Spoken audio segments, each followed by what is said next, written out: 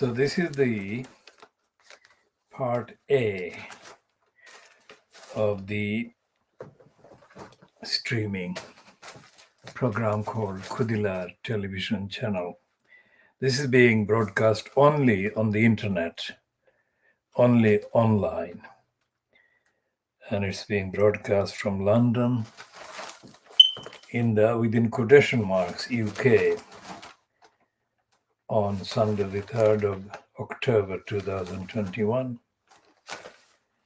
Now, as you can see, this is called the Justice for Baby Angel Geronimo editions. And we are incorporating in these editions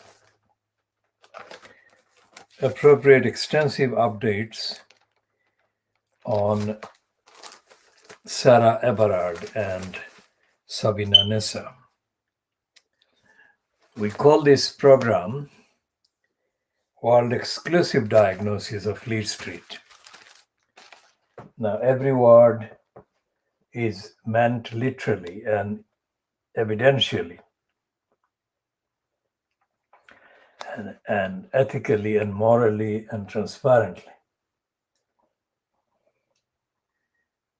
Now, this is a latest kind of heading which says that the Boris Johnson-fronted cabal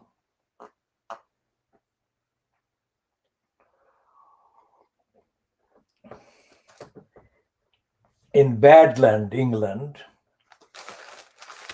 is going to kind of fail to provide the necessary services and facilities for the people that have got used to, accustomed to these facilities called Christmas. And this is in complete contradiction to the depraved, that is deranged, depraved, diseased, sick George Eustace Injustice, the criminal who has been denying the existence of a crisis. Now, we invite the criminal, George Injustice, to deny this on the record by providing evidence that he is not a liar, that he is not a depraved, degenerate, evil-doing criminal who has been engaged in perpetrating serial lies against the baby angel Geronimo. This criminal is, of course, a member of the so-called cabinet, fronted by the congenital liar Boris Johnson. We invite both of those liars to deny that they have been lying against the perfectly healthy baby angel Geronimo.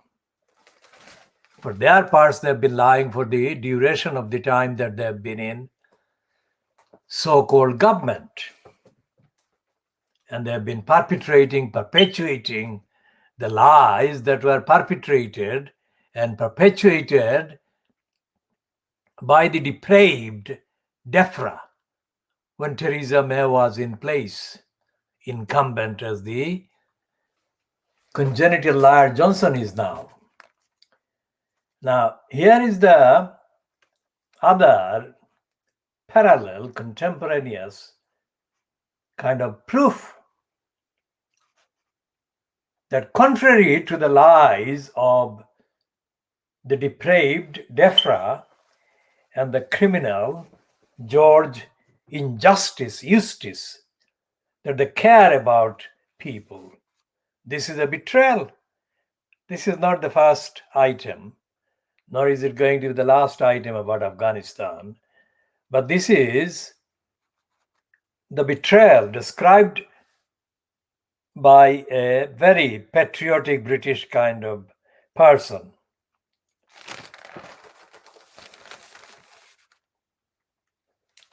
Or persons. He said more than 3,000 female Afghan soldiers and police trained by the US and the UK are at risk of torture, jail, and death. George Eustace, injustice, depraved DEFRA have been plotting all these crimes against innocent beings, including and as symbolized, embodied, and personified and represented by the world's most beloved and healthiest baby angel, Geronimo.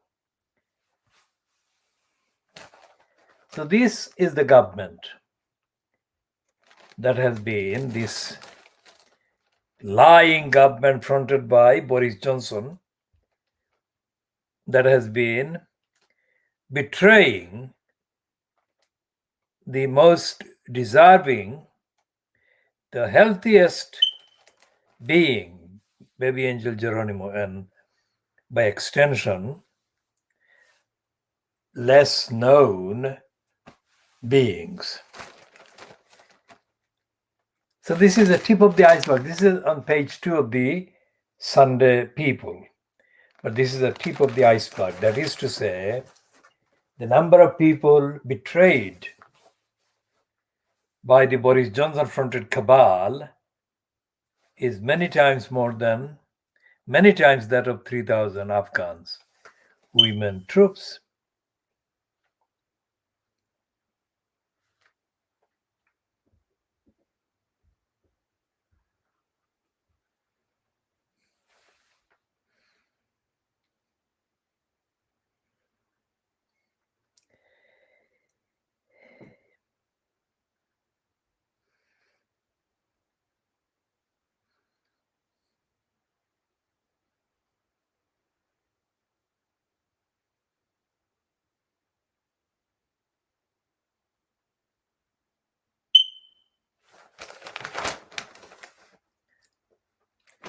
And here is the corona crisis, and then care homes, Xmas crisis on the pages 2 pages 4 and 5 of the Sunday People. And remember, the Sunday People is edited by a complete racist liar.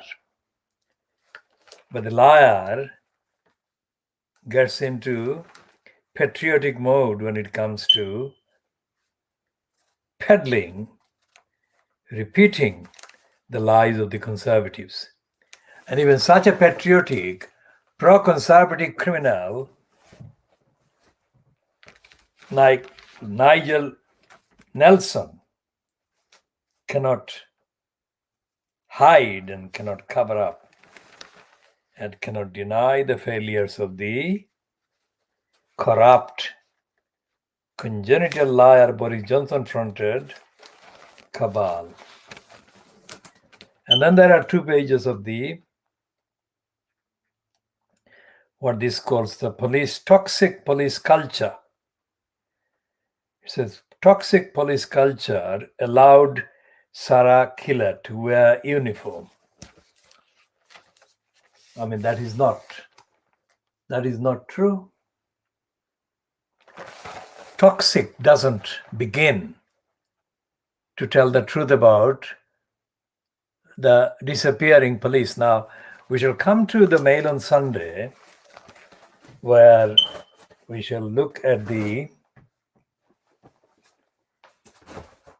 opinion of the token dissenter, younger brother of the late Christopher Hitchens, Peter Hitchens. Now, Hitchens is saying that the police should be scrapped. He's not talking about the sacking of Cressida Dick etc. Now, anyone watching this program, not this edition, of course, but anyone watching the previous editions, long before Sarah Everard was kidnapped, raped, and murdered, would know and can find that about the police, we have been saying that the police needs to be completely replaced. This is our world exclusive diagnosis of Fleet Street.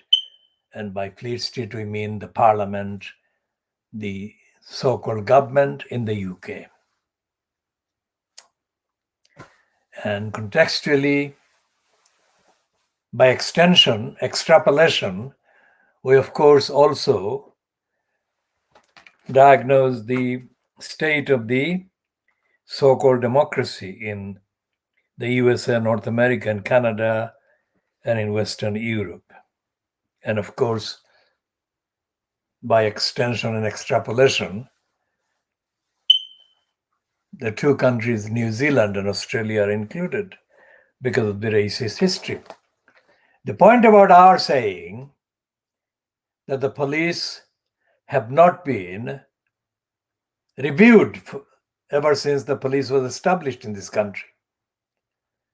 Effectively, what we have said is that police no longer exists.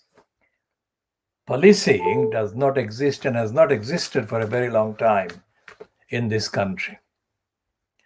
Now, it has taken as long for Peter Hitchens to opine that the policing should be scrapped. Now, in between Peter Hitchens and our own long-ranging analysis, world-exclusive analysis about the police and the society and parliament and government and, of course, Fleet Street and the academies, the universities and other so-called educational institutions in this country. These are the traders. These are educational business. In between Peter Hitchens realizing now and what we have been saying for years, not on this particular format, because this format we adopted or we accepted or allowed to become part of our broadcasting or publishing only a year, just over a year ago. So in between Peter Hitchens and what we have been saying about the police, there are serious gaps, like the political murder of the Labour Party by the criminal, liar, selfish crook, Keir Starmer. Starmer should have said something, not necessarily what Peter Hitchens is saying, but Starmer should have said something truthful about the murders of Sarah Everard and SABINA NESSA in the week that has gone. Because this crook, the liar, scum, Keir Starmer, has politically murdered the Labour Party. And he was in Brighton. I'm sure he was followed around as a shadow by the other criminal and crook, Neil Kinnock. Kinnock put paid to the founding values and democratic values and the roles that the Labour Party had been founded for. Kinnock destroyed the Labour Party to the extent that he could destroy. I mean, these are people that I'm talking about whose criminality and lying I have personal first-hand experience about. I have discussed those in previous editions. I don't have to repeat those. But suffice to say that I would not say anything I would not call them a liar and a criminal and a crook and a racist unless I had seen evidence that more than justified my calling them liars, crooks, and criminals. And as I said about Neil Kinnock, Neil Kinnock was the crook that destroyed the Labour Party in the 1980s.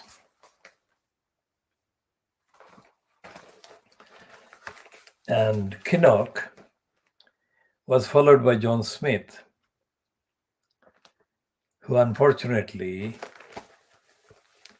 didn't have the chance to show his politics as he fell ill and passed away, thus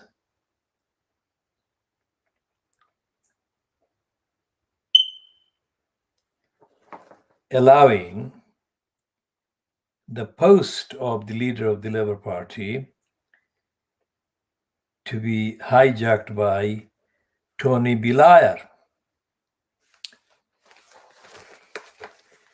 So what we have in the middle, that is Peter Hitchens today saying in the Mail and Scum Day that the police should be scrapped altogether. And our saying over the last many years that the police didn't exist, that police had already been scrapped by the police. So there is the middle opportunity in the middle between Hitchens saying this today, what he's saying today, and we shall elaborate on that in this edition, and our saying more extensive, detailed, factual, evidential things about the fact, the evidence that the police themselves had abolished the police. So if Keir Starmer was politically alive, he would have said something at Brighton the last week that actually dealt with our diagnostic finding that the police had destroyed, scrapped the police altogether. And what he should have been able to anticipate, somebody, not necessarily Peter Hitchens, but somebody saying something that is fundamental as scrapping the police. Now, Starmer didn't say that because Starmer doesn't politically exist, and he has every affinity and identity with this non-existence because he had already murdered the Labour Party. So the Labour Party doesn't exist. Politically, Keir Starmer doesn't exist. And there is no other political kind of platform or unit or outlet or outfit that can be mentioned in the context of the vacuum in the bad land, in the evil land, where the likes of the evil-doing George Eustace appear on British media denying that there is a crisis. Now, here is the Sunday Times that is talking about Sarah Everard. Now, Sarah Everard, of course, was murdered in March. She was kidnapped, she was raped, and she was murdered. Now, anyone care to go back and look at what we said at the time? We said she must have been raped as well. Now, none of the Fleet Street outlets, none of the British media or any media in the Western Hemisphere or any media elsewhere that we can identify said anything like what we had said. So that was And that remains world exclusive diagnosis on our part of Fleet Street. Because the Fleet Street papers, despite the fact that the Sunday Times today is having this headline,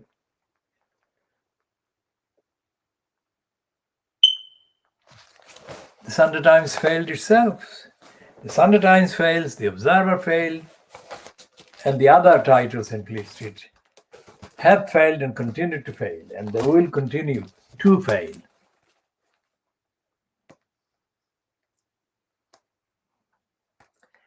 And here is this piece on pages 6 and 7. The Sunday Times, of course, has got the size of the paper. The form is quite rare because there is no other paper apart from the daily bribing Boris graph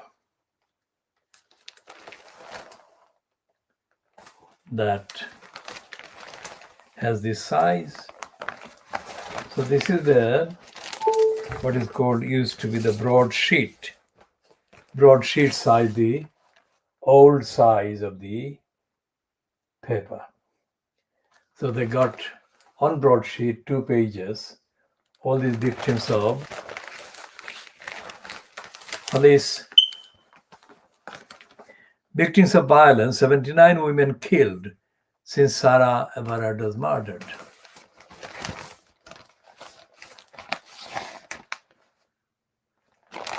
And underneath those photographs is this piece by this person called Josh Glancy.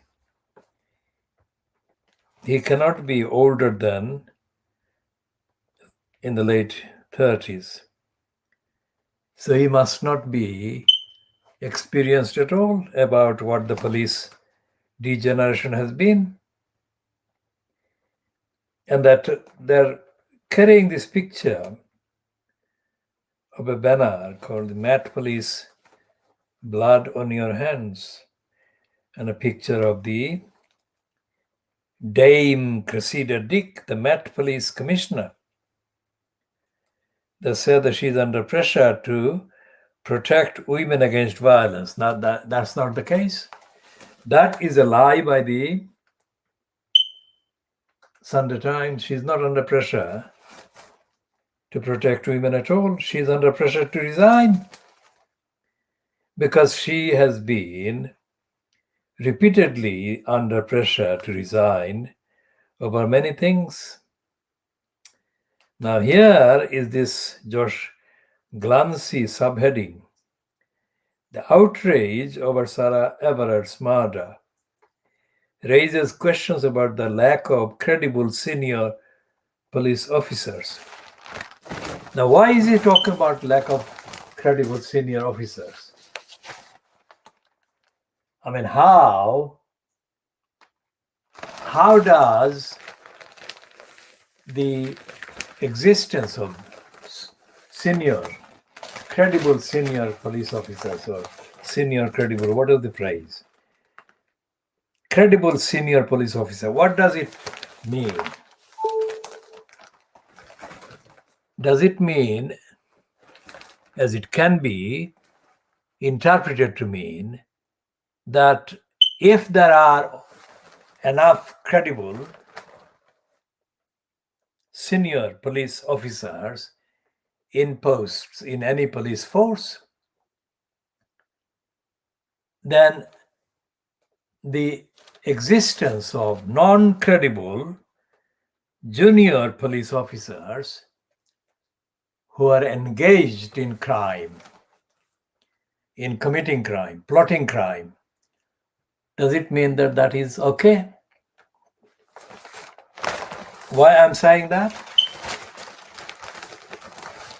Because policing in the UK is in fact practiced. Policing in UK, the concept of policing in the UK is treated, let's say on the day-to-day, treated as above the law, that the police are treated as above the law. Now that should never have been allowed to become acceptable, but that has been acceptable. And all the Fleet Street coverage, the Fleet Street descriptions, let's say immediately they are aware of, and they kind of act as agents, propaganda agents for the police in London's metropolis. And then there is the smaller, very small, numerically smaller kind of force, which is the City of London. The City of London is the City of London that is called the Corporation of London, that corresponds with the financial City of London. And then there are other police forces outside of London. But wherever the police operates in the UK, the police is treated by Fleet Street, by the government, by MPs as above the law. In fact, the most kind of often quoted phrase is police is the law. In other words, people who are policemen and policewomen are treated as being even more entitled to be followed, to be obeyed by members of the public than the letter of the law itself. Now that is something that Peter Hitchens is not. I haven't read the Peter Hitchens piece. I have read the headline. So I'm saying, before I read that, and I'm testing myself, that Peter Hitchens cannot deal with what I'm kind of outlining.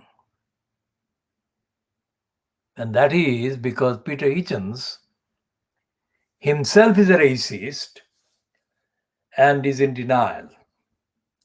And I'll explain why racism is the main issue that makes every agency of the government, every part of the government, not fit for purpose. Every part of the state in the UK, so-called within quotation marks. Racism makes every part of the United Kingdom state, every agency of the UK state, every agency in the UK, not fit for purpose. Why? Because there is a closing of the ranks. Closing of the ranks. One Fleet Street woman journalist who wears a blonde hair, whether it's genuine or not, called Kate McCann. Kate McCann tweeted during the week that she could not quite believe what a former Metropolitan Police woman, a woman of Sikh background, Punjabi background, has said in the wake of the renewed coverage in the media about the trial of the kidnapper and rapist and murderer of Sarah Everard.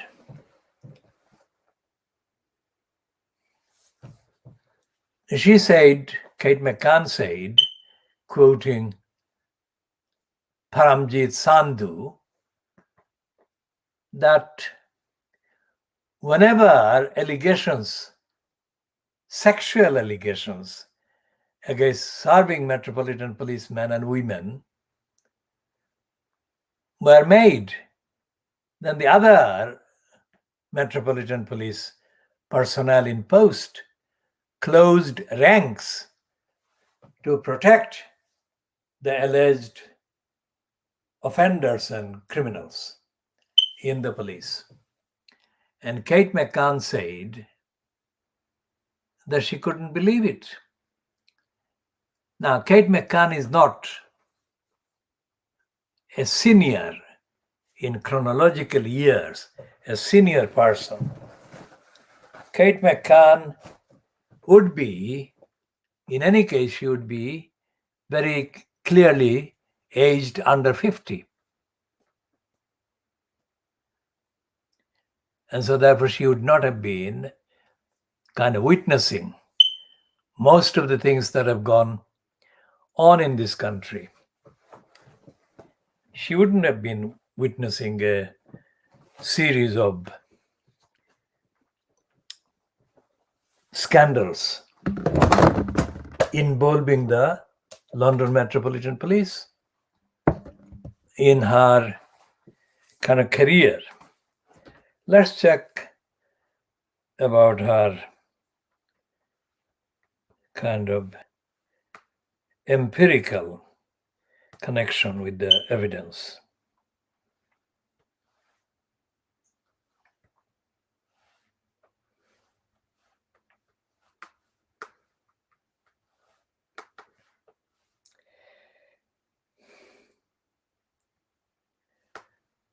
The Kate McCann, the name has been quite confusing because it's the name of the mother of the child, Madeleine McCann. So it's the same spelling. And let's see if we can find the different Kate McCann. Is she on the Times, on the Telegraph?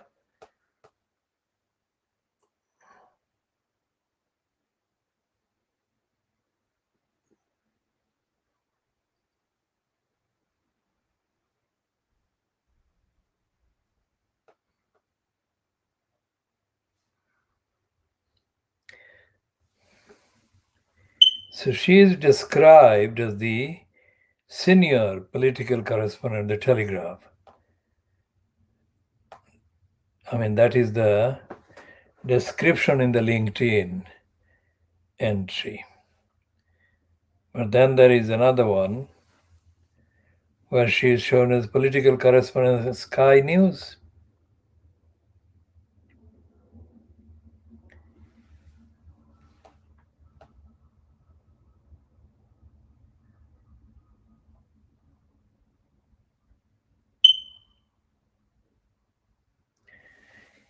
She is deputy chair of the Press Gallery, the gathering of political journalists from national and international outlets in Westminster, having previously been chair in 2018.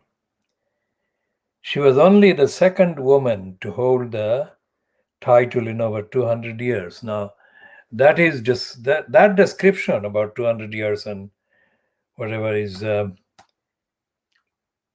obviously, she's not at the Telegraph, she's at the Sky News. That is what the Kate E. McCann Twitter account says. And we shall go back to what she says about the police retweeting or quoting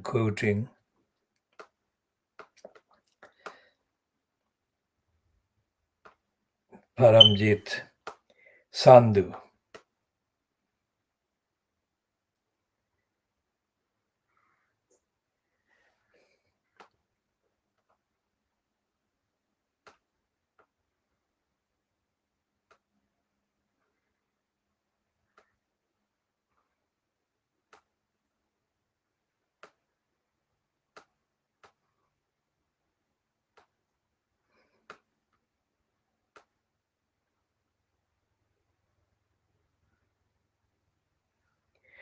So on the 30th of September, she tweeted, "Can't quite believe what I just heard on BBC World at 1. Former Met Chief Superintendent Parm Sandhu saying female officers don't always report suspicious behavior of male colleagues because they close ranks and you risk being left to get your head kicked in on duty if you call for help." And then Kate McCann continues, "Hard to know how widespread that feeling is across police forces. But if some female officers don't trust their male colleagues, I mean, what do you do with that?" Now, that is a kind of coffee shop chat, no more than that. That shows that Kate McCann, although she uses the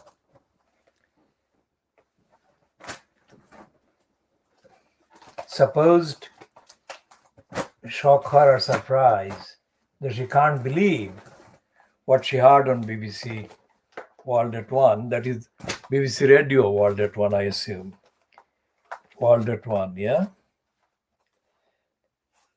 So let's see what Peter Hitchens, whose piece is normally buried somewhere into the page, into the paper, into the later kind of pages, way after Sarah Vine. Sarah Vine is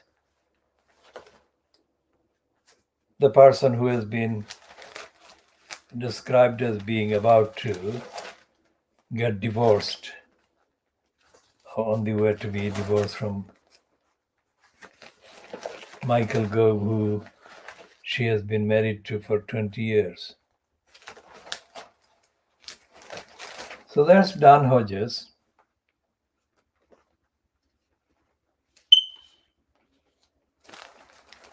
And Dan Hodges is talking about the liar, Keir Starmer. He's not calling him a liar. I'm calling Starmer a liar. That's the difference.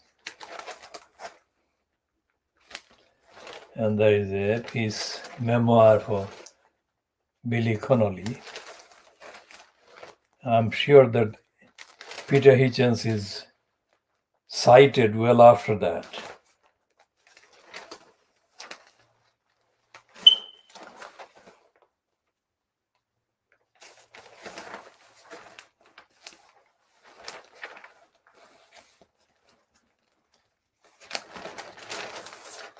And there is a piece by column by Piers Moore on himself.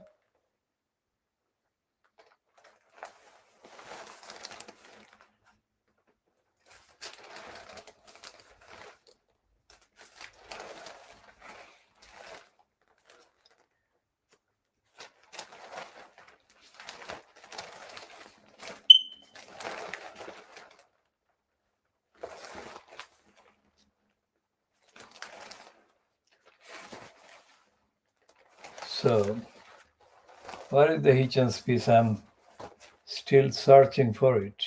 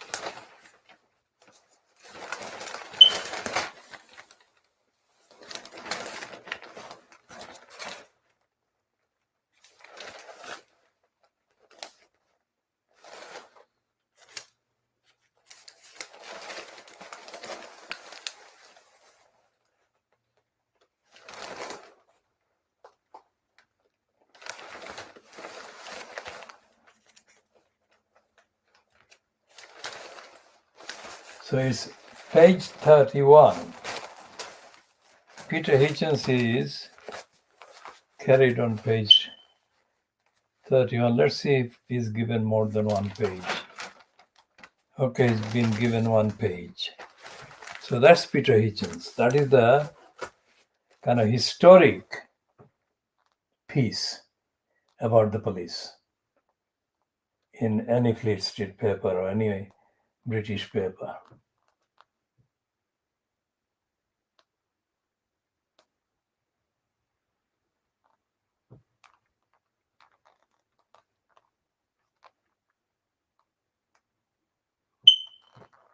Okay, so what he's saying,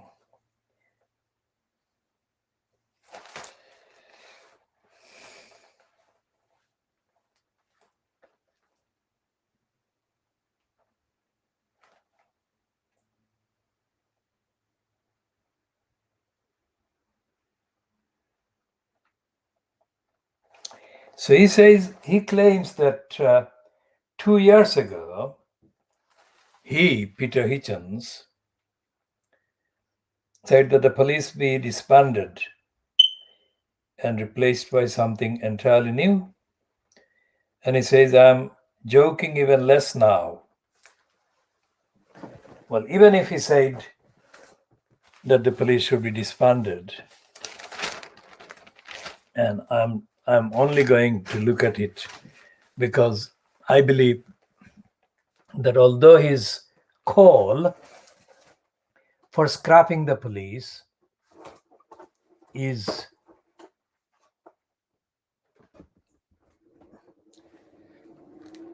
literally intelligible, I don't believe that he means it. I'm saying that Peter Hitchens doesn't mean it, because Peter Hitchens is a racist, and that is what I said before I came to this particular, literally the particular piece in the Mail on Sunday. I said racism is the clue to the crisis, the British crisis.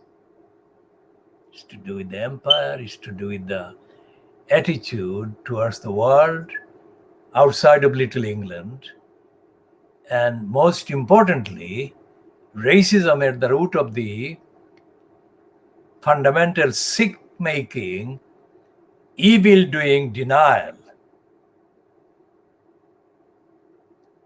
Denial of what? Denial of the truth. And the truth in this context is the truth about the duty that each segment, each part of the what used to be called the UK state owes to the ordinary people.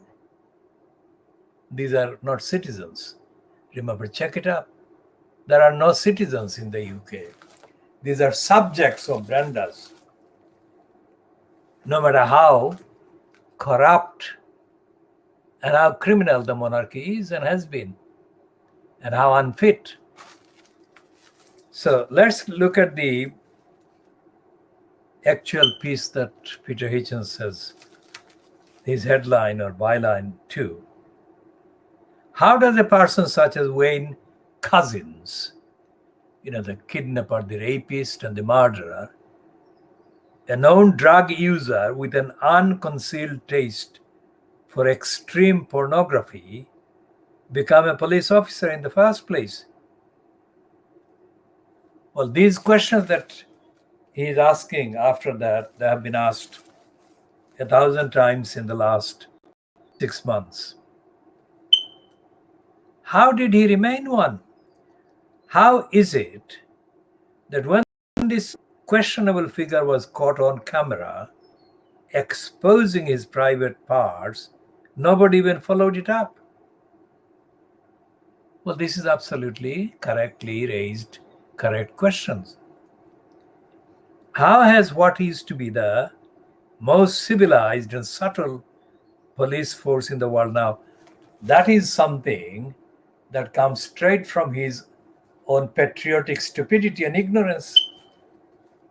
The people in the world never considered the British police as the most civilized and subtle.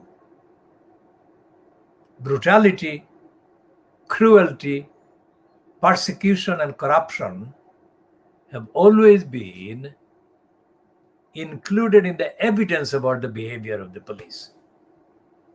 Whether the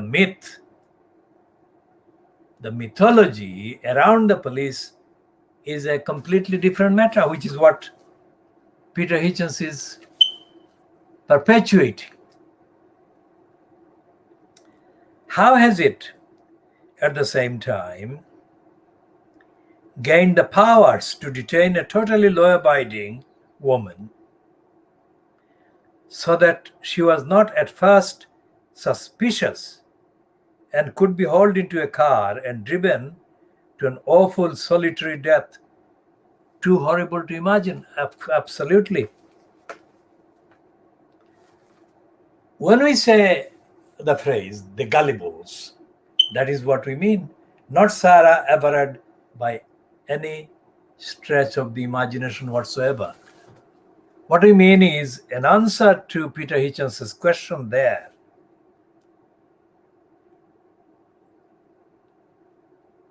How has it, at the same time, gained the powers to detain a totally law-abiding woman?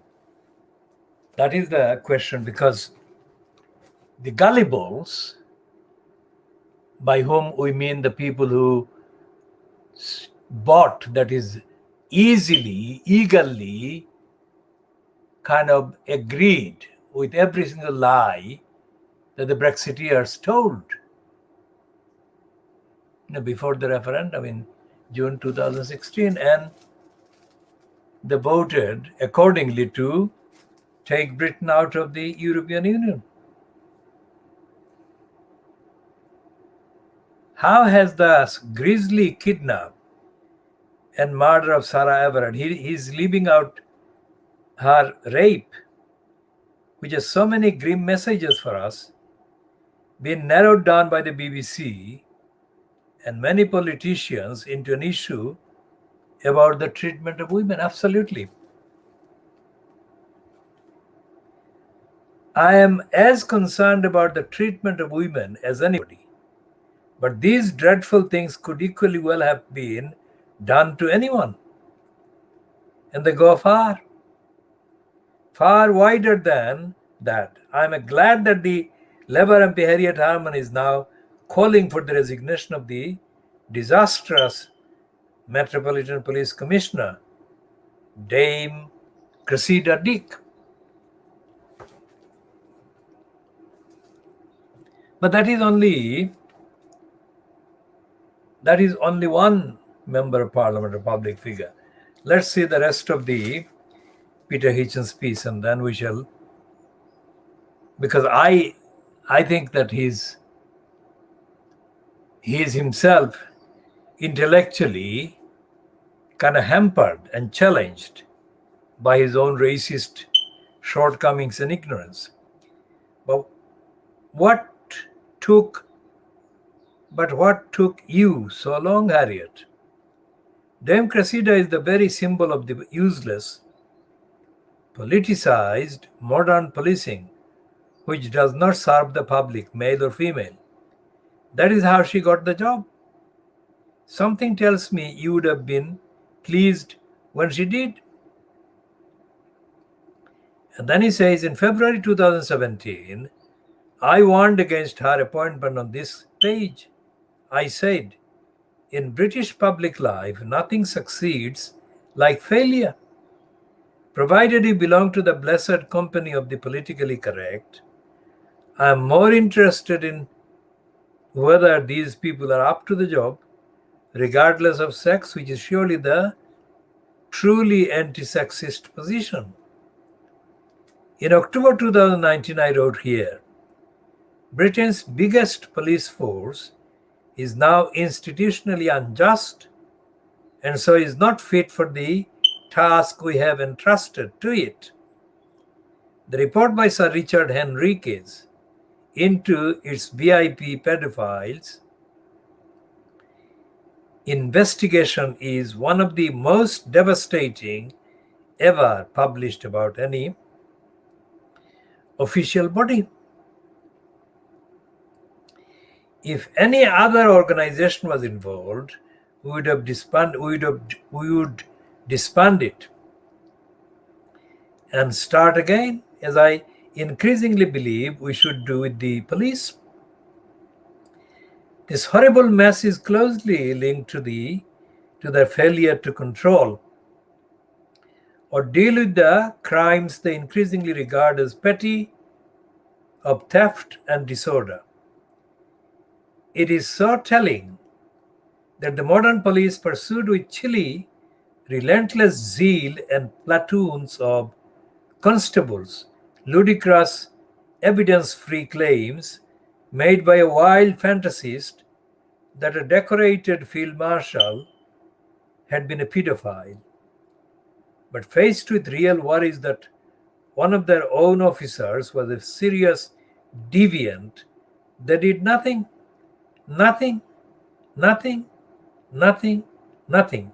Oh, you say, but we are no longer judgmental about such things.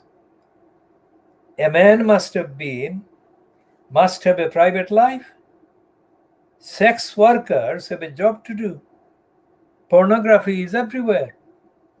Well, maybe we need to go back to being judgmental.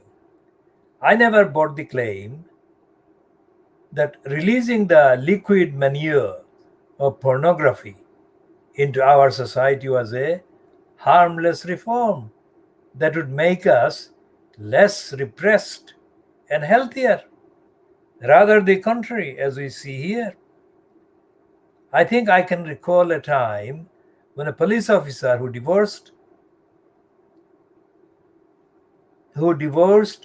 would suffer in his career. One who was in serious debt would also have been under suspicion. Police officers in those times no doubt had flaws of many kinds, but I do not think a man who was actually known among his colleagues for his taste for violent pornography and drugs would have been hired or retained until quite recently, because the police force upheld laws which also had something to do with the moral order we used to have here. Police constables did not just enforce the laws against violence, theft, and disorder. They believed in them, and so did the public who were their friends.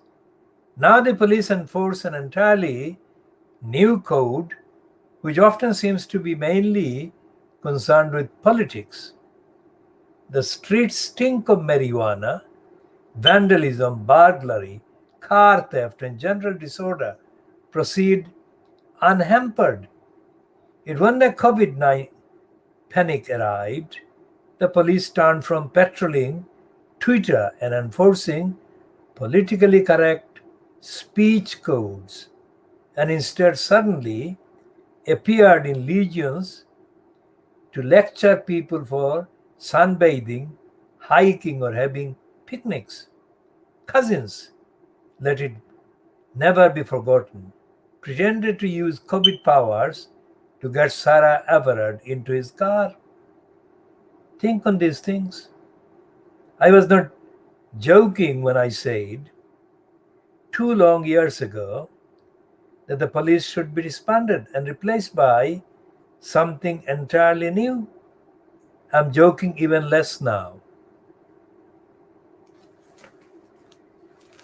So this is the piece that I said would not get to the real truth about the policing failures.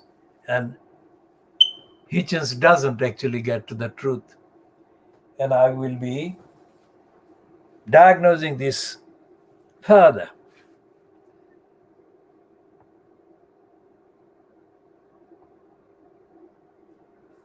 What is happening with the repetition of the two pieces that he has referred to, his own columns?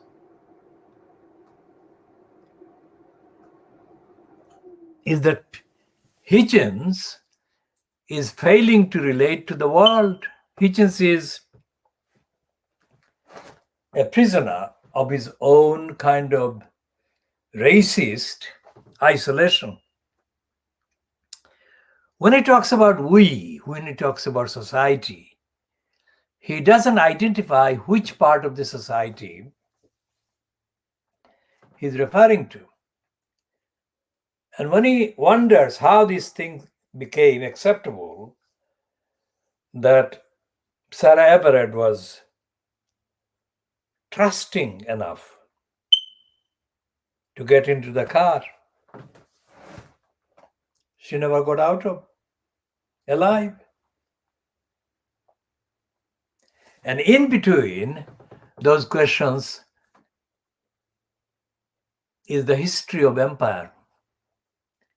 It's not empire in the subcontinent that ended apparently on the 14th and 15th of August, 1947. The empire in the minds of the races. An empire has never left the minds of the races. When I saw Peter Hitchens walking southwards, I was sitting on a bench on a summer day, summer weekday or week. Yes, it must have been a weekday. I was sitting on a bench on the northern bank of the River Thames some years ago. Well, exactly the time when Richard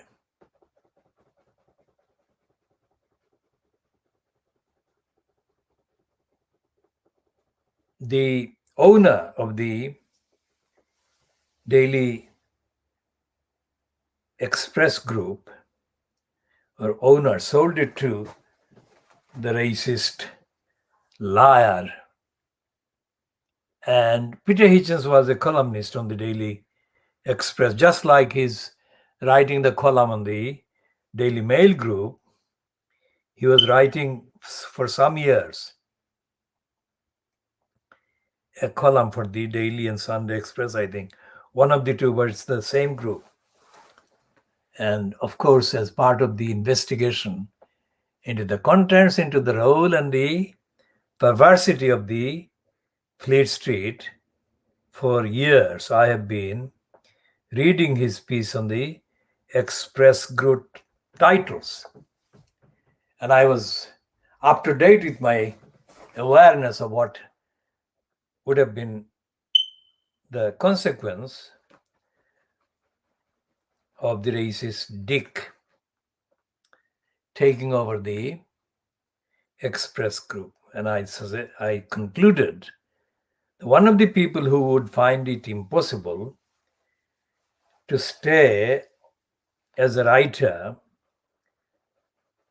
on the Express Group would be Peter Hitchens. And I was correct. Hitchens surfaced, or was about to be surfacing, as a writer on the Mail Group, because at that time when I saw him and I spoke to him at my initiative, strictly on the basis of the morality of the situation, Hitchens refused to engage in an ordinary conversation with me. And I asked him why he was refusing to have a proper conversation. And he used the term diffident. He said that he was being diffident because he didn't know me. Now, how stupid. I had already given enough references to the pieces that he had written, the items that he had commented on, for him to know that I was an avid and very careful reader. He didn't have to know me, and I didn't have to know him. It was about the morality of the criminal taking over the Beaverbrook titles. Now, dividend, he was saying the modesty or shyness resulting from a lack of self-confidence. So he was admitting that he was being shy because he had got lack of confidence in himself about conducting an intelligent, objective level conversation. And it was about the core of Fleet Street, the role of Fleet Street. That's what I was interested in talking to him about, but he didn't want to continue the conversation. So when faced with the challenge of the evidence-based conversation that I had attempted to have with him, Hitchens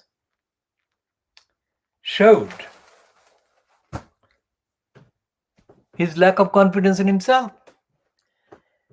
So this is the guy who is now writing about the whole future of the police and the past of the police and the role of the police without saying a single thing about the police.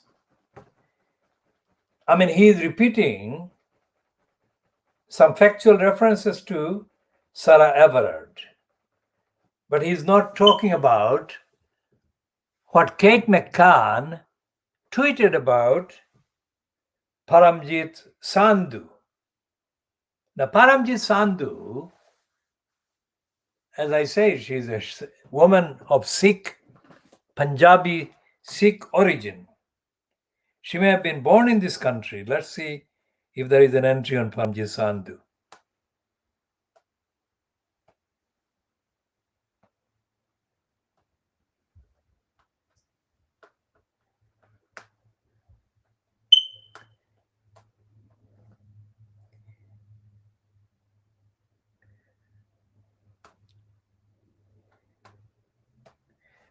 It is quite possible that Paramjit Sandhu would have been born here in the UK.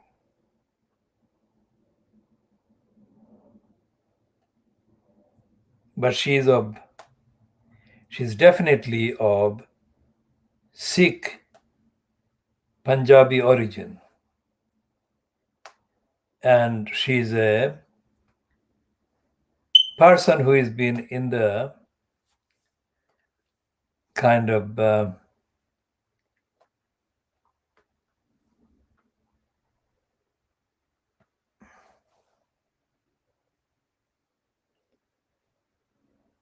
she has, I think, I'm looking for the book that she may have written.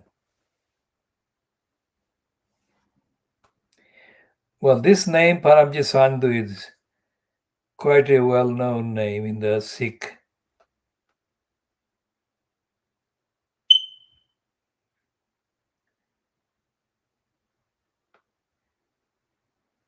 There are quite a few people. It's not possible to locate any entry, biographical entry about her, but this name, Paramjit Sandhu or Pam Sandhu, is a Sikh name for both men and women. Of course, it is well known in India. And there are many with the same name in North America.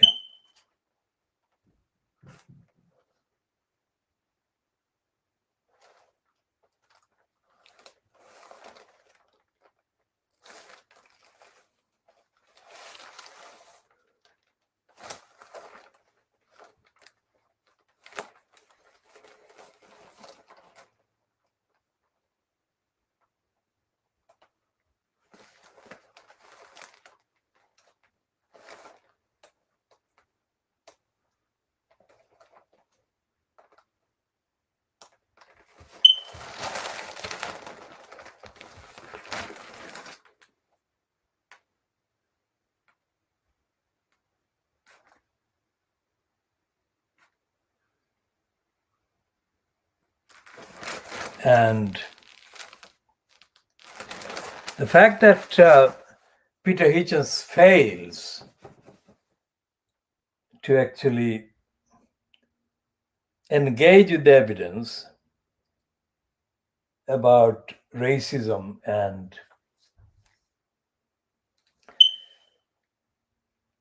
corruption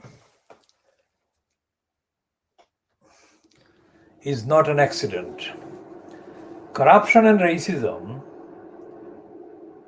are very much at the foundation of the badness that is this society. The evildoers are now controlling. The evildoers are controlling the means of brainwashing. Hitchens asked the question, how did it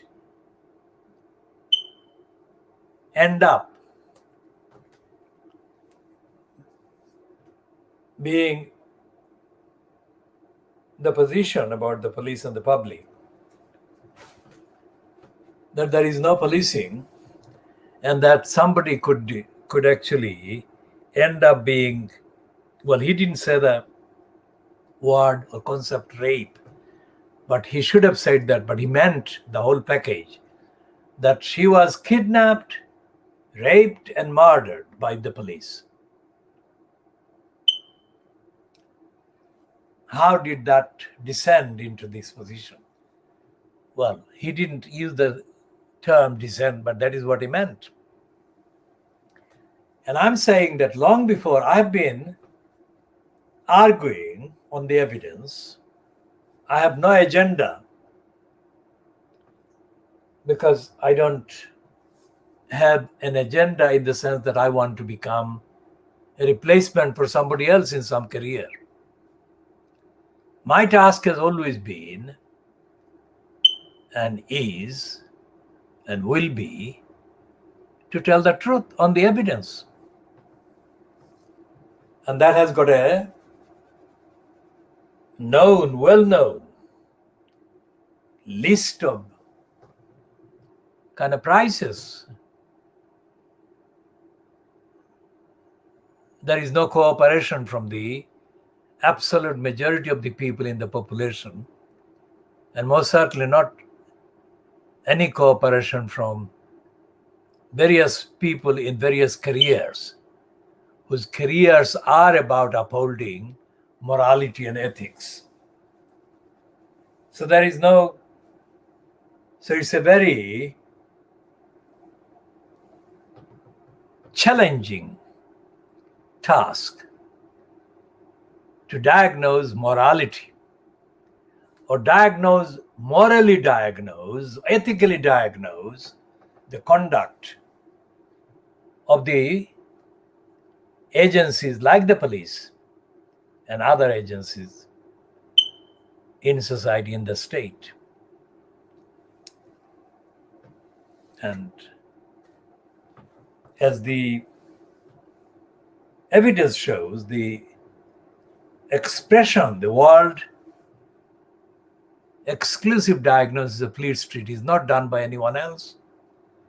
Not just about Fleet Street, but nobody else nobody in the North America, the whole continent, nobody is doing what I'm doing. Nobody is doing this or any part of it in Canada or in Australia or New Zealand.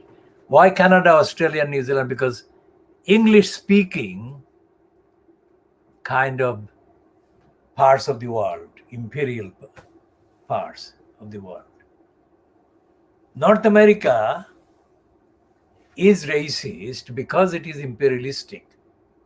Canada is racist because it is imperialistic.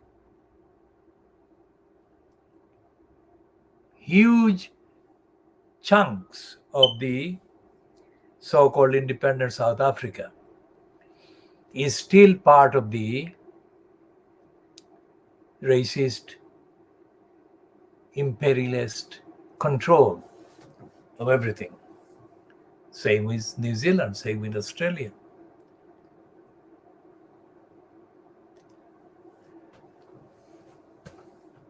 So the problem with the police in this country is that the police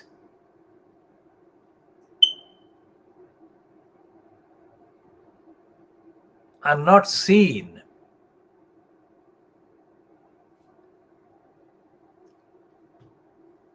as a power above the ordinary people. The police are seen as friends of the ordinary people, which is, friends is the concept that Hitchens has used. He has not explained it, but that is an accurate reference. Friends. Policing with the consent of the people. It has never been policing with the consent of the people in Brixton, in Bristol, in Liverpool, in Southall, in London, most of London. Policing is not done with the consent of the police, the ordinary people. There is no dialogue,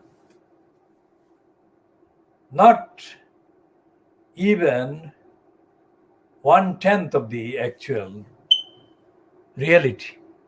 There is no dialogue between the police and the community. Now, various times they say 192 years, some say 190 years of the police, whether it's 190 or 192 years, there has been no real dialogue with the public by the police, and the police are not accountable. The structure is anti-accountability. And the reason why Peter Hitchens,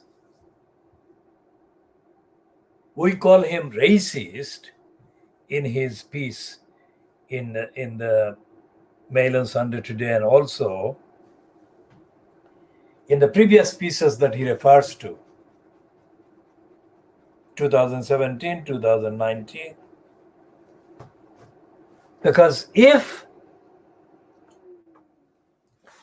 the police were accountable to the communities, then the accountability exercise, the process of accountability would necessarily include the police conduct at every level. I mean, we're talking about domestic policing. And if the police conduct at every level were examined, openly scrutinized by the communities, then the rigor of examining, in other words, vetting, with the term the vetting, that how did this person with so many weaknesses and character flaws and unfitness for purpose get included in the recruitment process and was allowed to remain in active employment as a police person. Those weaknesses and those defects would have been flagged up and highlighted, and if honestly done, if ethically done, if morally done, if honestly done, and if genuinely anti-racistly done, then that kind of process would ensure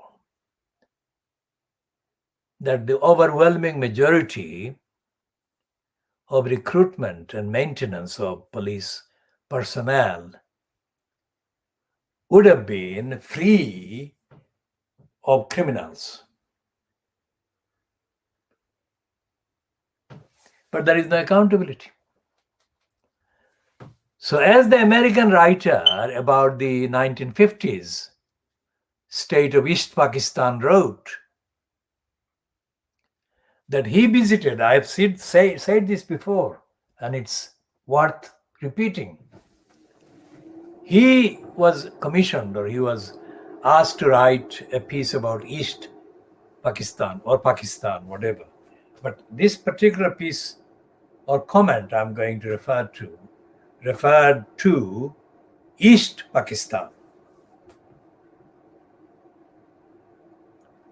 And when the man observed the various officials, the various institutions, various activities in the population in the province of East Pakistan, which is now Bangladesh, the man saw a persistent recurrence of dishonesty as he encountered. Persistent recurrence of dishonesty, incompetence, and lack of rigor, in my words. Remember, I'm talking some decades later, 60 plus years later. So the guy found that the people were,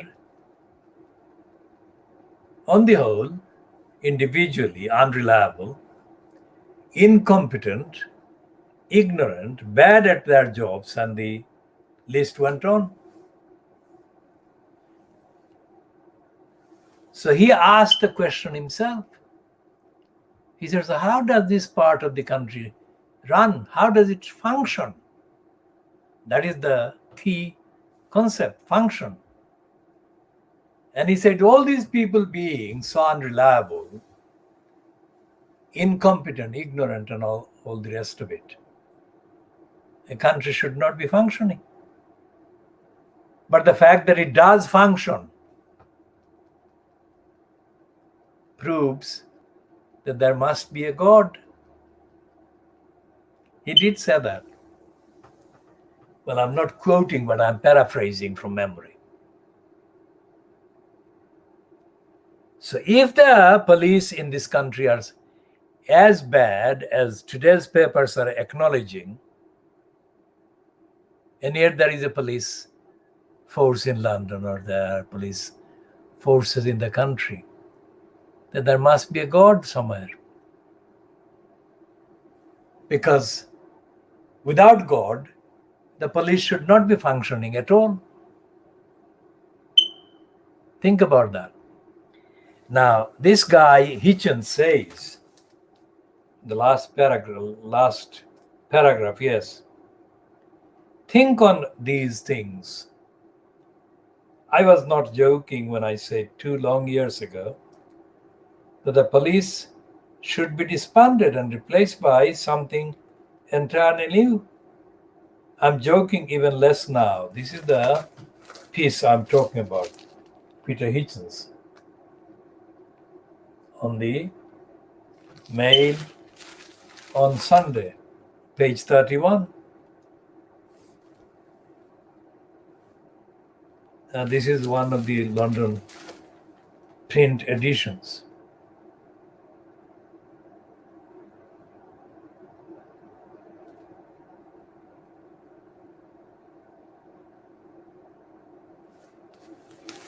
So we'll come back to Peter Hitchens again because of the central relevance of the issues.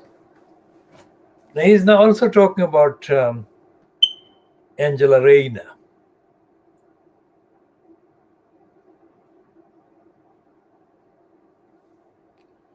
He says, so now we know what I did not realize before. Angela Rayner, deputy leader of the Labour Party, smokes cigarettes. So what, you might say? Many people smoke. Well, so quite a lot. Because Miss Rayner has been one of the political class who joined in a solid block to lecture us about our health and protecting the NHS.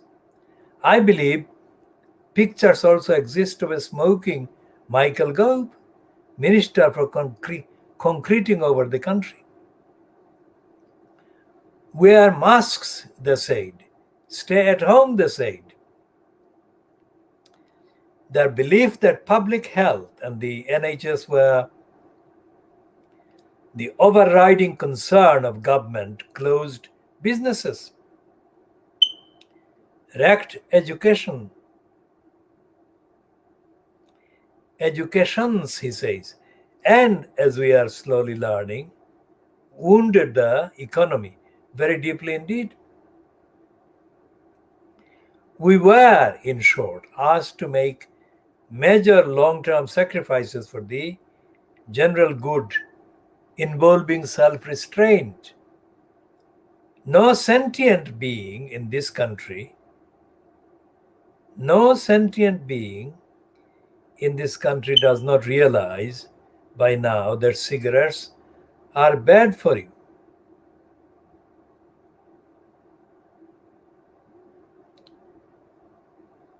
May well kill you and are almost certain to subject you to very severe chronic disease. Can you smoke and support our NHS? Not really. I don't think that you can smoke and support policies which ask others to make sacrifices you aren't prepared to make. I think Miss Rayner and Mr. Gove know this too. That is why such pictures are very rare. Harold Wilson, who actually preferred cigars, smoked a pipe in public in the 1960s. So did Tony Benn. More recently than that, Kenneth Clark was often seen with a cigar. Even Neil Kinnock had a public pipe smoking phrase. But as governments interfered more and more with our private lives, our leaders began to keep their dirty habits secret. There are few, if any, genuine pictures of Barack Obama, once a keen smoker, actually smoking. And David Cameron was not outed until after he left office. They knew, you see, that modern left-wing policies and smoking just don't go together. I agree with them. I leave it to them to decide which one to give up. And he says in the heading, so will Angela give up cigarettes or politics? Well, he is meaning what he calls left-wing politics.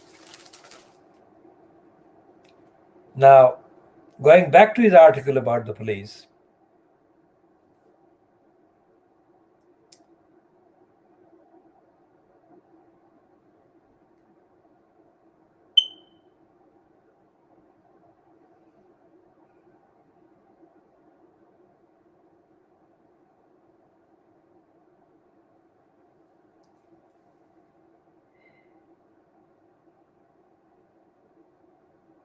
now he's saying that Peter Hitchens is saying that the kidnapper and rapist and murderer of Sarah Everard used the COVID-19 codes to entrap her and to lure her or sub-lure her into his car for the last journey she ever took on this planet, alive. Now, Peter Hitchens has got, as I said, he's got, his mind is set. Peter Hitchens once wrote a piece about Iran. And surprisingly, he praised the people of Iran. And more importantly, he praised the fact that they looked more like the Europeans because of their skin pigmentation than what he meant other Muslims did. because Muslims are demographically the most dominant in terms of faith in that region. So it's the Middle East. But the Iranians are not counted as Middle Eastern. Iranians are counted as uniquely kind of descended from their own history, unlike neighboring countries to the east or to the west or to the north. And Hitchens actually praised the Iranians' culture in many respects. And he, as he would use the word, chided his co-journalists or co-commentators who derided Iran without hesitation. So Peter Hitchens does know some of the things and does admit some of the things, unlike others in Fleet Street, about the racist, imperialist outlook.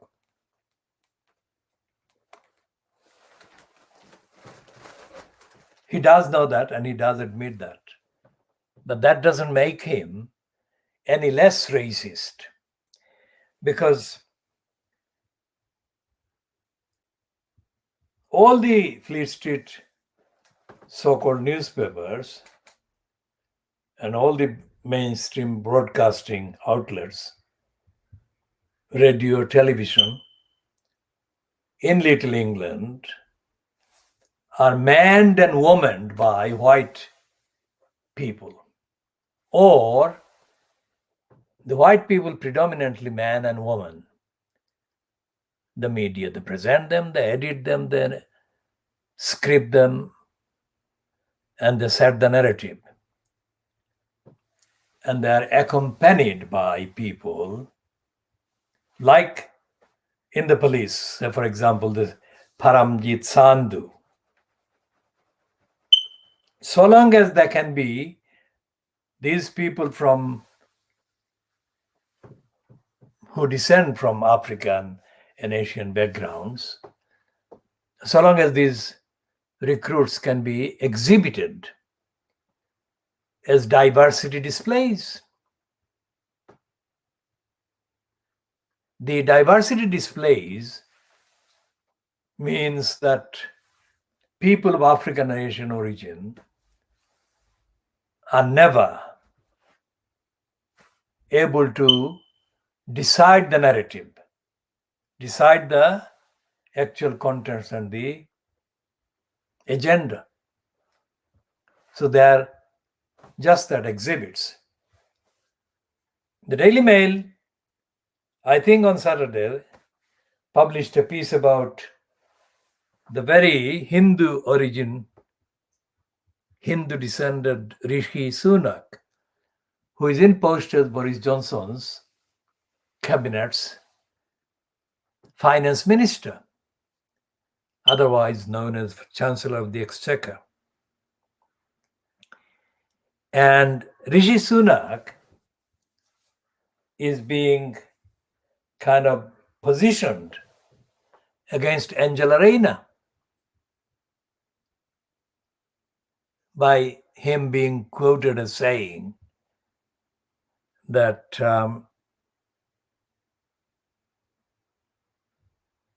he doesn't think that he is a conservative. As a conservative, he is a racist scum. Now there is the evidence of a complete, absolute nephew Tom at work. He's not old enough to be called Uncle Tom, so let's say he's a nephew Tom, this Rishi Sunak. He is a diversity exhibit. He is not a real conservative. The real conservatives are the ones that Angela Rayner called scum, not the likes of Rishi Sunak, not the likes of the stupid Kashmir originated conservative MP, also known as a licensed law trader, nor a number of other conservatives from the subcontinent, Goa and India mainland origin, or indeed Priti Patel. These are exhibits, ethnicity exhibits. These are diversity exhibits. And because the conservatives run a business, it's not a political, ideological movement, it's a business. It's a corrupt business and a corrupt enterprise, but it is a business. This is why they don't see anything wrong, and they never saw anything wrong in Margaret Thatcher's denial of the existence of society. She said there is no such thing as society. And there was no uproar in the Conservative Party, and there was most certainly no uproar in the Fleet Street criminals, so-called media. Why? Because the Conservatives are a party in business, fleecing customers. There is a difference between customers and society. When you recognize society, you don't fleece them. You don't fleece a community of people, a population that you actually recognize the existence of as made up by very real human beings with rights, expectations, entitlements, and so on. Now, you cannot do the business of fleecing them if you then recognize their rights and their entitlements and help them as human beings with compassion, with dedication, with recognition of human rights, which is why there is no such thing as society goes with greed is good, Boris Johnson. And Theresa May's launch into the politics, front bench politics, at the beginning of this century, by staging. Theresa May staged it. She didn't admit it, but she staged an admission that the Conservatives were a nasty party. She got the headlines. And off she went. A business woman doing conservative politics by staging a shop, staging a parade so that people would come to her stall and seek out her custom, her goodies. And off she went, and she reached the post eventually of being at number 10 Downing Street. That is what she was hopefully aiming for. And she was, despite the fact that she staged the confession by appearing to condemn the rest of the Conservative Party as being unfit for purpose because people saw it as the nasty party. While she did that, she got into the front bench eventually through that launch. She then embarked on being nasty herself. Hostile environment.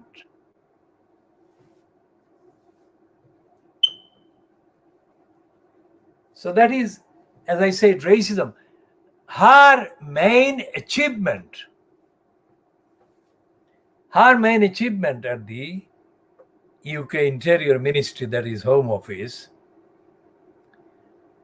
was marked by her issuing directives to create a hostile environment people of African, Caribbean, Asian origins.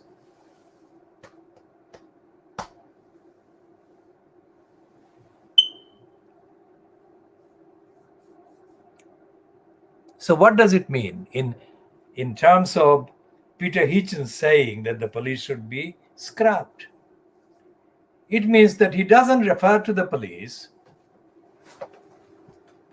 in terms of the encounters the police, Metropolitan Police have had with people in these events, especially people from the African background or African descent via the Caribbean, let's say Bristol, Brixton, Merseyside, Liverpool, Toxteth. All happened in 1981.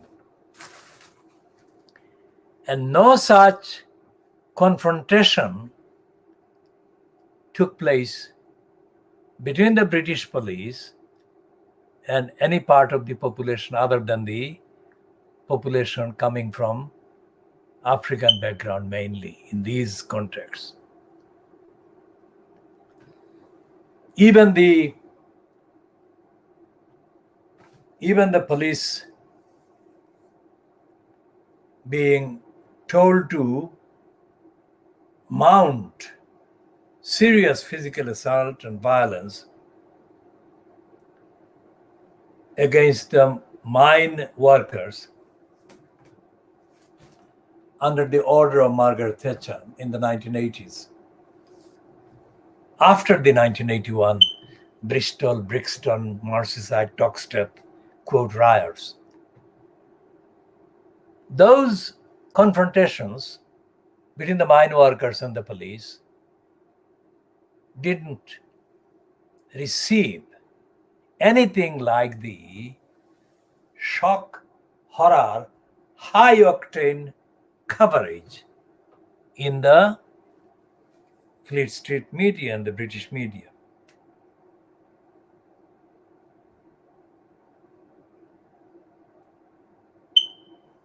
What am I saying? Am I saying that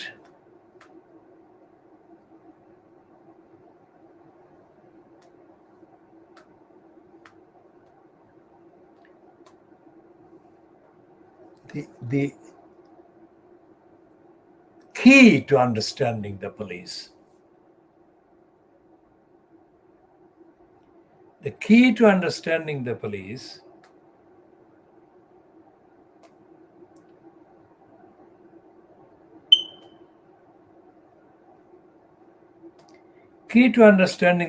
in this country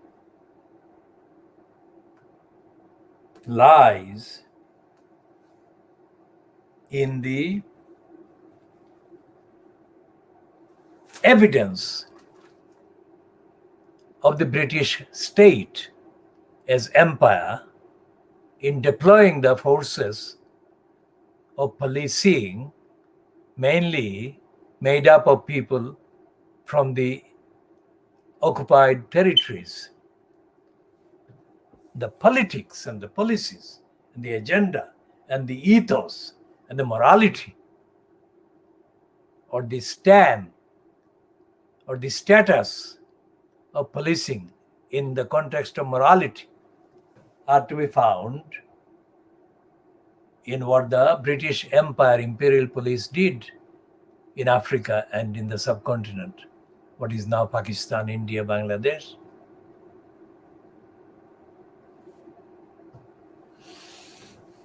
And for shorter period in Burma.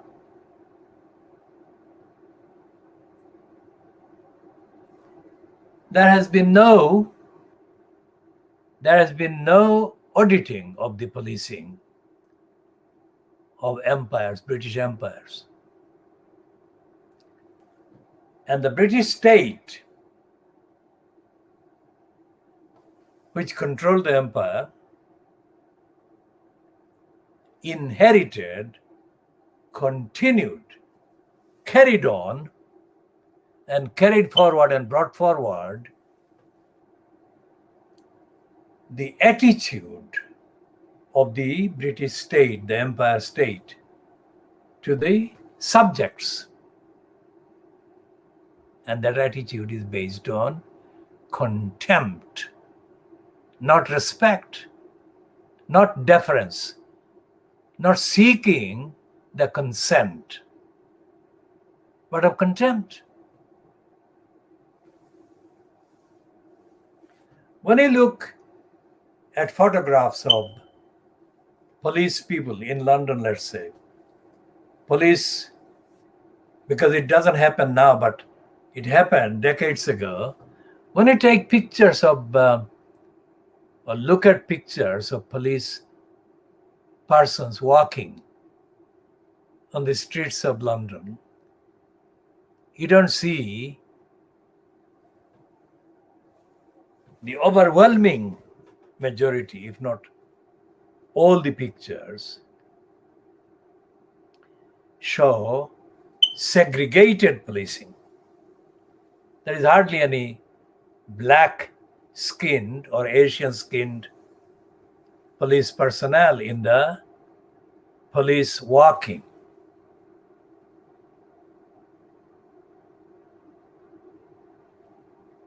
What does it mean? It means that the normalization of segregation of the police has been accepted by even the likes of Tower Hamlets Council, which had for several years imposed a person, a councillor called Ohid Ahmed. Ohid Ahmed indulged in a number of stunts, declaring that he was going to visit one part of the borough of Tower Hamlets or another, accompanied by serving police persons.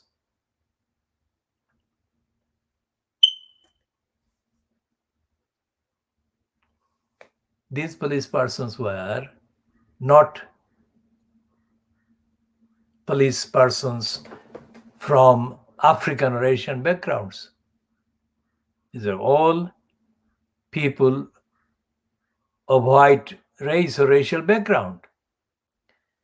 And the normalization of such segregated composition of the police in Tower Hamlets is proof that even somebody with a name like Ohid Ahmed, who was imposed as an elected councillor, didn't bat an eyelid. It didn't occur to him to examine the composition of the police, and so on. Not that the policing in Tower Hamlets was being done to the standard required. I'm talking about the actual role of the elected post holder, such as this person called Ohid Ahmed, who was the advertised as community safety councillor in the so-called cabinet of the holder of the corrupt mayor post, Lutfur Rahman.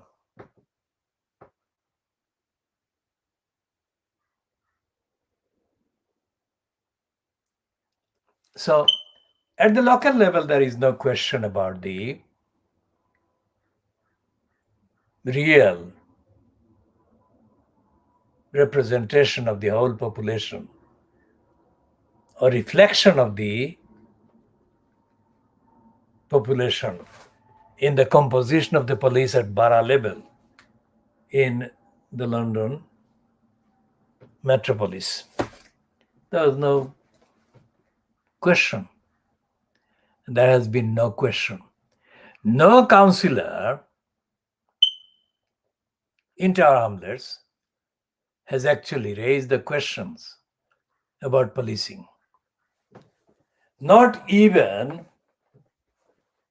after token protests about police arrest of individuals such as happened 2-3 years ago in a place called Eberfeldy Street.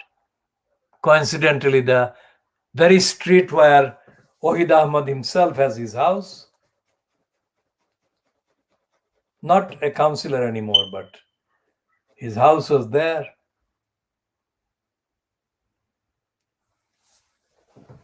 So there was a so-called protest against the police behavior, a protest that I found myself attending in the Victoria Park Square. And I even gave a spiel. And despite the fact that I have asked for updates from those who organized the so-called protest about police behavior, there has been no updates sent to me, no acknowledgement of my queries, no acknowledgement of the interest that I have shown in being informed about the progress, if any, in the campaign to hold the police accountable for that particular behavior. Throughout the calendar years that Lutfur Rahman in Tower Hamlets in London's East End was in post as an incumbent in the corrupt post of elected mayor. Lutfur Rahman didn't raise any question about policing, about the composition of the police, about the role of the police. Not even when the schoolboy Ajmal Ahmad was murdered by fellow schoolboys near Langdon Park School in Poplar. What were the police doing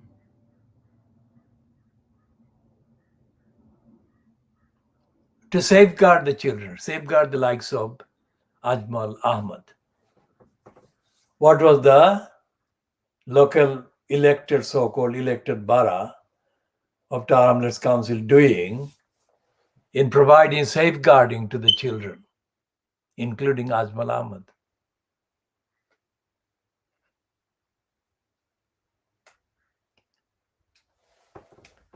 This question of safeguarding became even more urgent after it was reported in the mainstream media in February 2015 that 3 Bethnal Green schoolgirls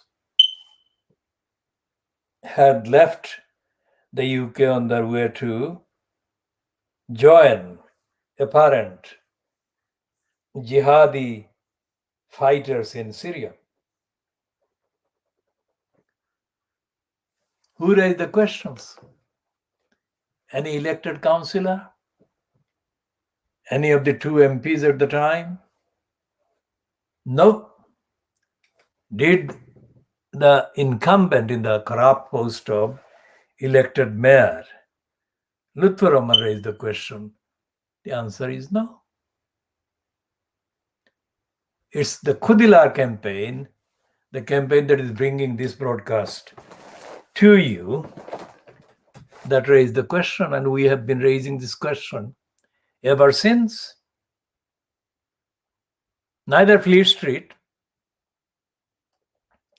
nor the so-called local press,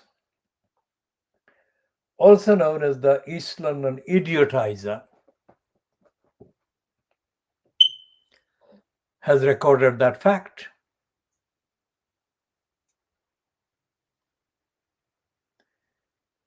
And the police have not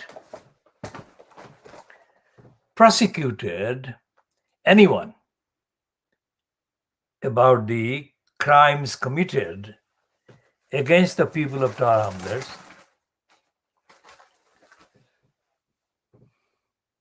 by the elected mayor, corrupt elected mayor post holder during the 5 years.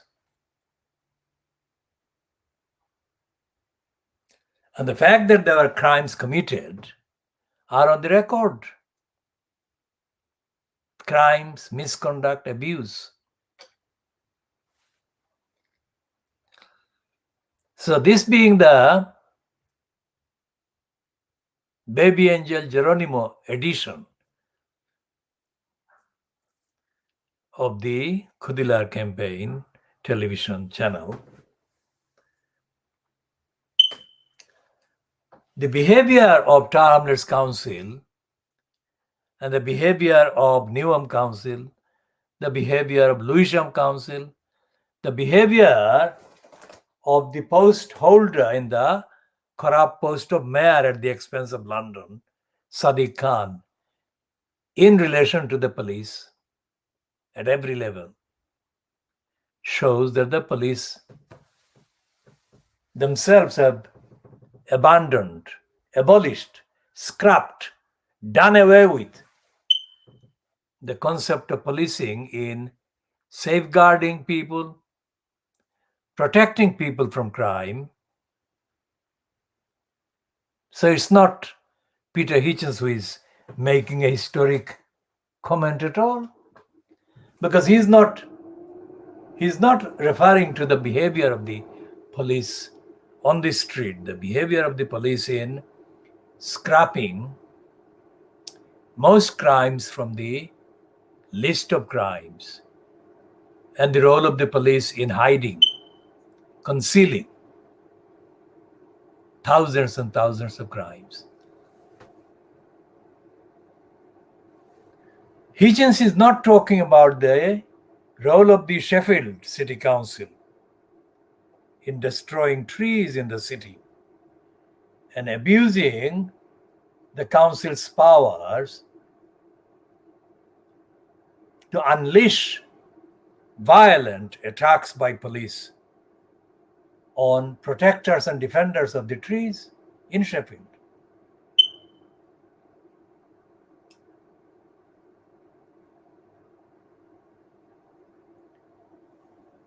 Hitchens is not talking about the Scarman report, which condemned the police.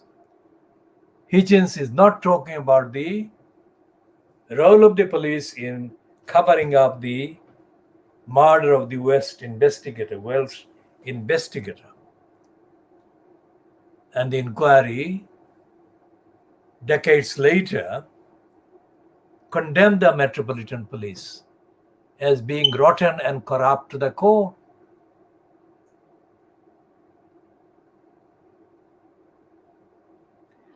So these are not accidental omissions by Peter Hitchens, who pretends to be the dissident voice. He told me that he was being diffident to me. He's lacking experience, lacking confidence in himself, as against my questions. He's not only diffident, but he's being dishonest, because he's actually staying clear of the facts of the police behavior day to day.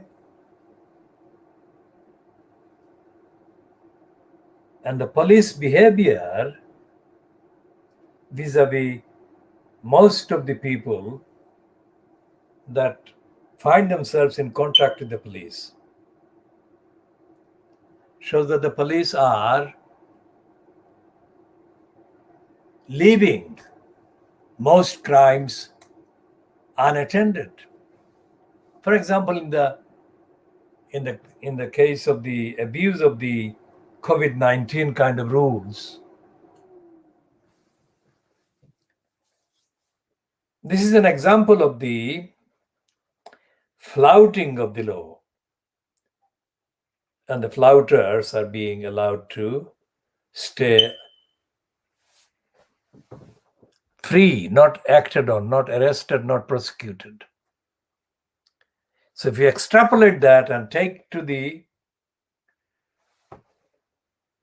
parts of the government, including the Home Office, the behavior of the Home Office, the behavior of the depraved DEFRA, that for 4 years has been confecting and conspiring, confecting lies and conspiring untruths, conspiring to commit crimes against the most innocent baby angel Geronimo. There has been no inquiry.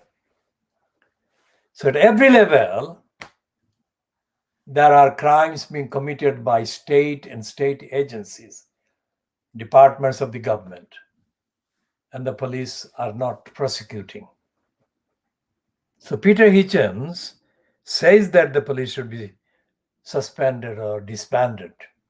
Disbanded is the word he's using in the copy, and the scrap. And scrapping the police and start again, that is in the headline.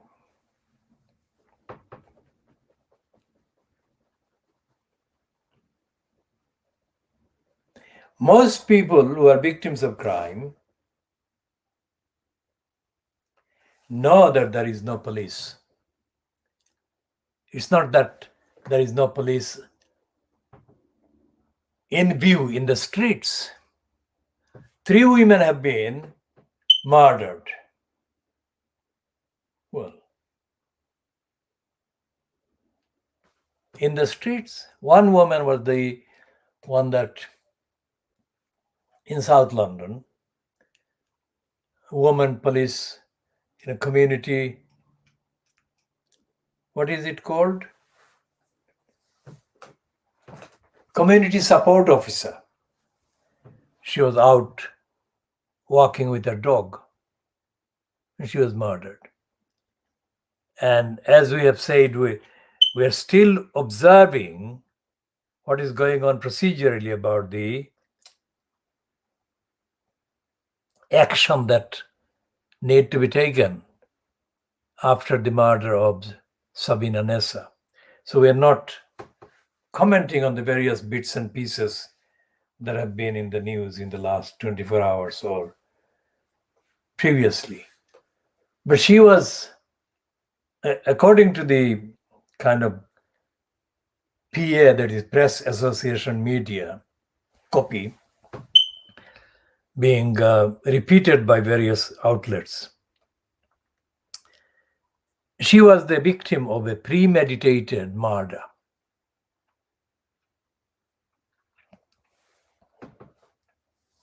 By a predatory murderer in the street. And as we have said, Sadiq Khan is not fit for purpose. Sadiq Khan has not made any comment about the lack of safety in the streets. It's a murderous lack of safety for the victims. And the fact that Sadiq Khan has been silent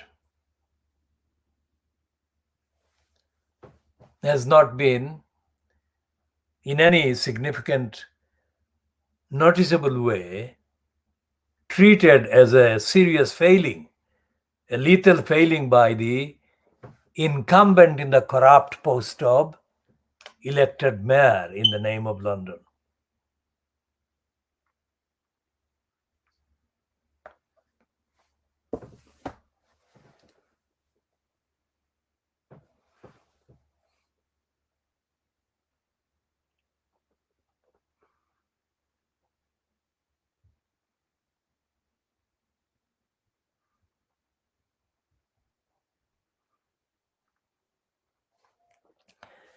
No outcry among the MPs, no outcry at the Labour Party conference just held, and there is not going to be any outcry by the Conservatives, whose conference in Manchester is underway now.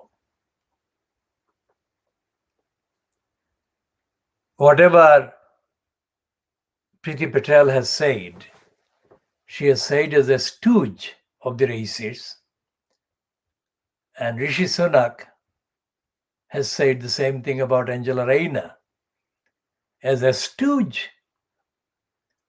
And neither Rishi Sunak nor Priti Patel nor any of the other right-wing stooges with Asian background or Indian background or Pakistani background or Afghan background in the Conservative Party as members of parliament, none of them has said anything.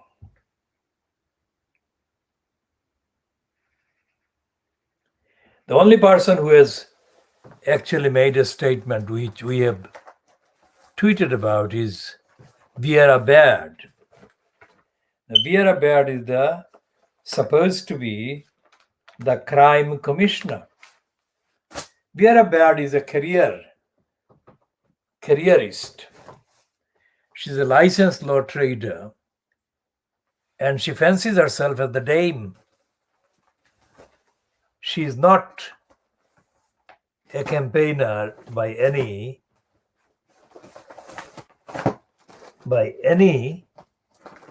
kind of stretch.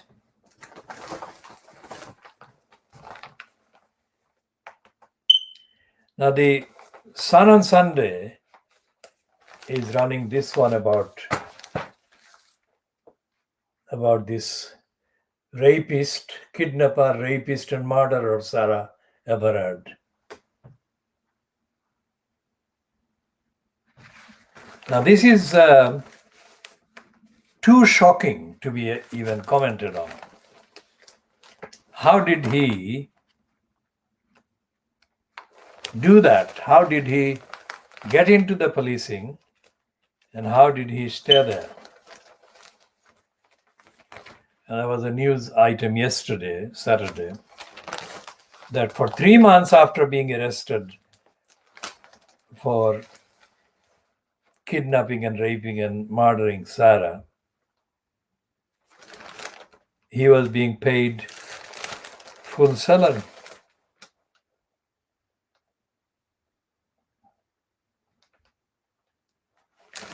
And what this Sun on Sunday is saying that the toxic culture must end.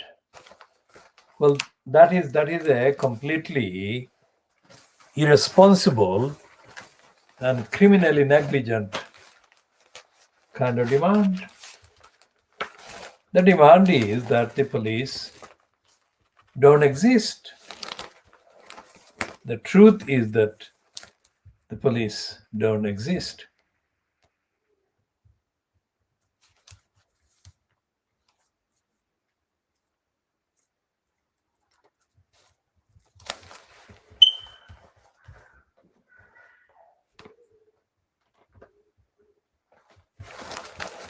And they're saying, this scum is saying that migrants would be sent to Albania. We'll come to that in due course, not in this.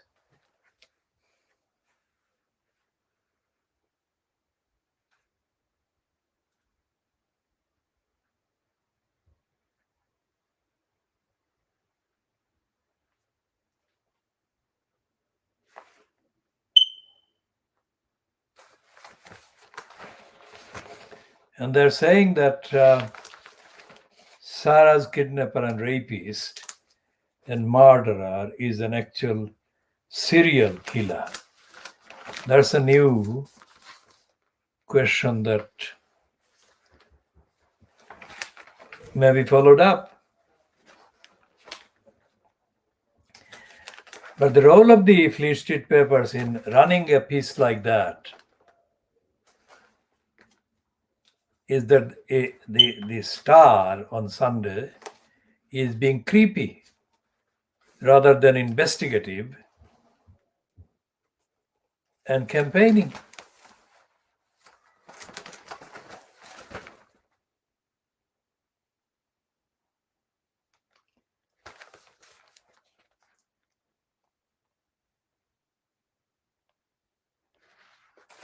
How did he get away?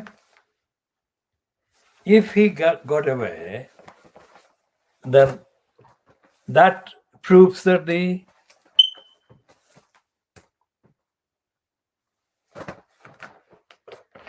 police don't exist.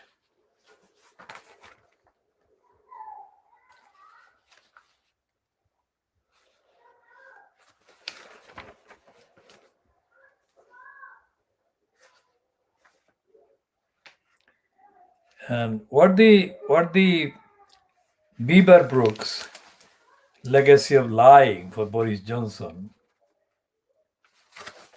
does is lies for Johnson again. Just as Johnson has been lying along with depraved DEFRA against baby Angel Geronimo, exactly George Injustice is the only cabinet minister who is saying the same thing as Boris Johnson. While everybody else is saying that the crisis is getting worse, Boris Johnson is in denial.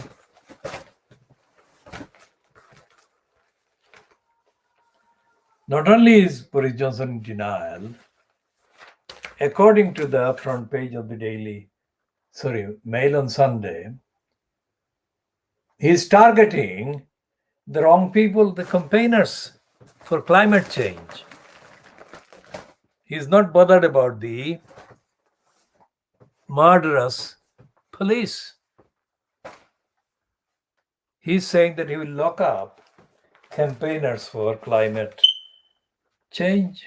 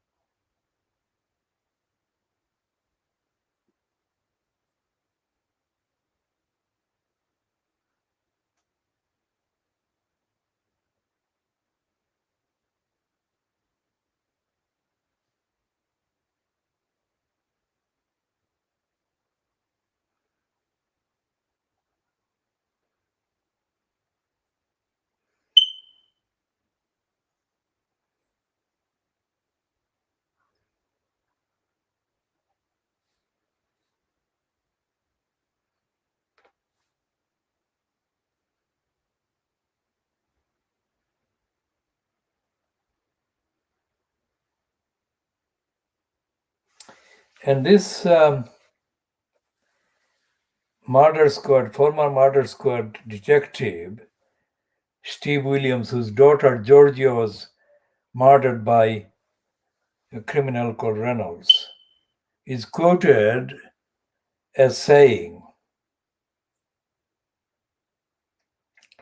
with regard to police discipline, the whole system needs sorting from top to bottom. And he continues, police are too protected by legislation and discipline rules that allow incompetence to run rife throughout the force.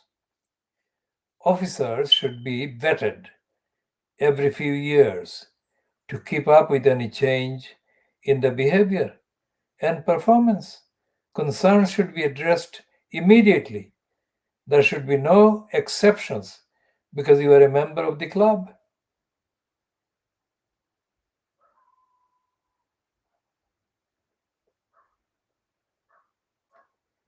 And he said that victims' families should have rights when it comes to offenders, such as a right to appeal on decisions taken in court or by officials. He said their suffering cannot be put into words. Absolutely.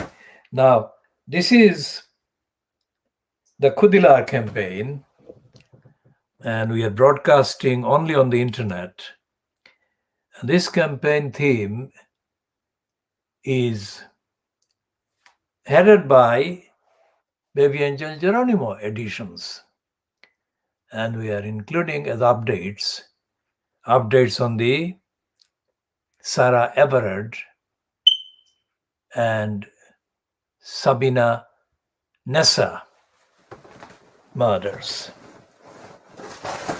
And we are going to continue in the next parts. This is probably around or just after 2 hours.